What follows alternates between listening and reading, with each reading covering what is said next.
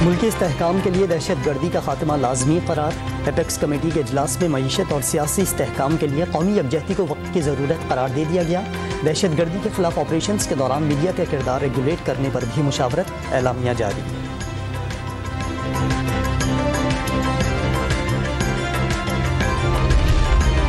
रावलपिंडी से जेल भरो तहरीक के लिए गिरफ्तारी देने वाले अडियाला जेल रवाना। कैदियों की 4 वैन्स में फयाज चौहान और जुल्फी बुखारी समेत दीगर मौजूद।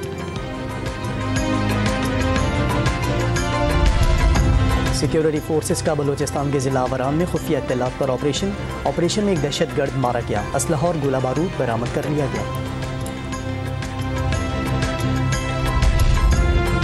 साहिवाल के थाने फरीद टाउन की हदूद में डकैती की वारदात। 4 डाकू फार्मेसी से 1.5 लाख रुपए लूट कर फरार।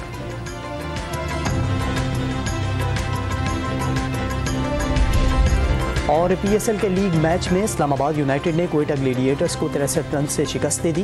इस्लामाबाद ने पहले बैटिंग करते हुए 20 ओवर्स में 6 विकेटों पर 220 रन बनाए। जवाब में क्वेटा की पूरी टीम 20 ओवर में 157 रन बनाकर पवेलियन लौट गई।